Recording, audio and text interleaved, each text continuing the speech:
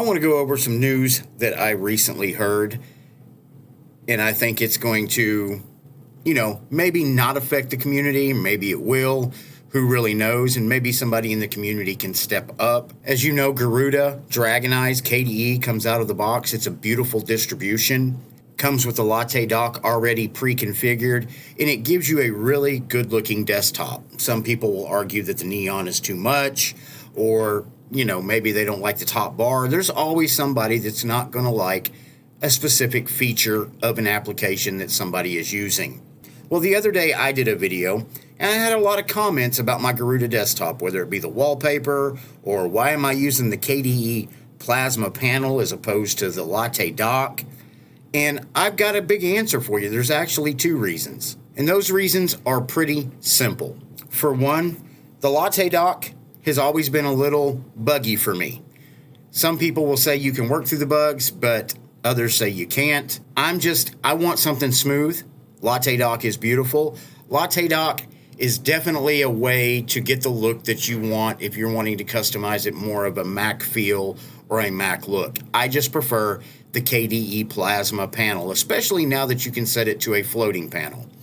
But there was some news that came out the other day that pretty much reinforced my decision to step away from Latte Dock. And that's because, as of right now, development on Latte Dock has officially ended. The last release was 0.10 that came out last year, and there's not going to be another release because 0.11 is not going to materialize unless somebody in the community steps up or a developer steps up and says, hey, I'll take it over and we'll keep this going. It's an open source dock, and it was built using the KDE frameworks and optimized for the Plasma desktop use. Now, the developer the other day released a statement. Let me go ahead and pull that up. And his statement was pretty short and sweet.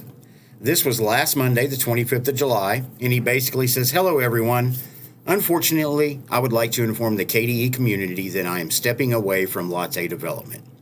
No time, motivation, or interest from my part is the main reason. I hope that this will give free space and air for developers and maintainers to step in and move Latte forward. I hope that I would be able to release Latte version 0.11, but unfortunately, I cannot. Releasing Latte version 0.11, it would mean that someone would maintain it afterwards, and that is no more the case. What I see here, guys, is a great application that needed more time put into it, but because of real life getting in the way. I'm sure he has a job. I'm sure he has a family. I'm sure he has a lot of other commitments that are taking him away from something he probably loved doing, but at this point was not high on his priority list. And I say this all the time. If you enjoy Linux, you enjoy the applications, you enjoy using something that is free, as in freedom, and I think we take advantage of the free as in free sometimes. Now, what I'm saying here is, no, we don't need to go out and build these guys mansions and funnel money to them, but what I can say is, when you find something that you like, support them. $1 a month. Anything that you throw their way is going to help. It's going to show, hey, we recognize your work, we appreciate your work, and we want to support you because we like what you're doing. And I think that is very important. People keep getting wrapped up in free as in free as opposed to free as in freedom. All the applications that I use, whether it be OBS or GIMP or whatever it might be, I support. I'm not going to tell you how much monetarily I give to them, but I support them because their work matters. Look at it this way. If you go out and you didn't have Linux and you had to buy Windows and you had to buy all the applications that you used on that operating system, how much would that cost you? How much is having Linux and open source applications worth to you? Is it worth $5 a month? Is it worth $10 a month? Is it worth $1 a month? Now, I'm not telling you right now to open up your checkbooks and start writing everybody checks for the things that you use or start PayPaling them money or whatever. But what I'm saying is, when you're using this software that you love so much, when you're using that operating system that you love so much, take time out and realize there are people on the other end of that are sacrificing to deliver that to you. Help them out a little bit. It doesn't cost much. A little bit here and there. If everybody in their community just sent them $1, these guys would be able to probably put more time into the project and even deliver you a better product. Now, at the end of this, he says, for the last 6 years, developing Latte was a beautiful journey and taught me plenty new things. I would like to thank you all for that beautiful journey.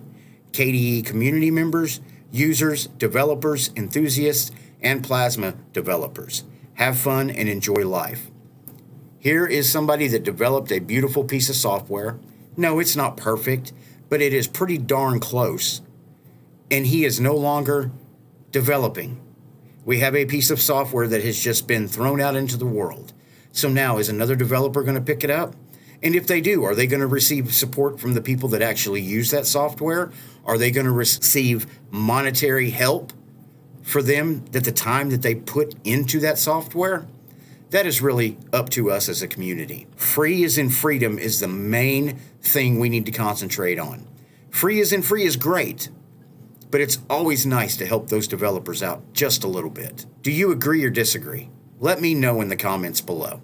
If you like the channel and enjoy the videos that we're producing, you can support us by becoming a member right here on YouTube, going over to Patreon and becoming a patron to the channel, buying us a coffee, or zipping on over to PayPal and throwing us a donation. And I want to take a little time right now to thank the people that make this channel possible, and that's all of my supporters, my YouTube members, and my patrons. Executive producer, Mislav Krileja. Producer, Mitchell Valentino. VIP sponsors are Eugene Lee, Brian Mitchell, Antoine Wilk. All access sponsors, Mike DePolis and PJ. Sponsors, Cato Gosted, Nitrix Development Team, Chad Jones, David Collins, Marco Lopez, Steve Willard, Eric Crowell, Joel Celerzano, Warlock, Sibius, Art Edwards, Marmaduke, Keith Hefner, and Stein Sailor Odland. Thank you guys, you're the reason this channel exists. If you enjoyed the video you just watched, here are a couple more for you to take a look at. I generally cover Linux and open source, but sometimes I do a little Windows bashing and maybe a little Google bashing as well. As always, thank you for watching my video, and I will see you in the next video.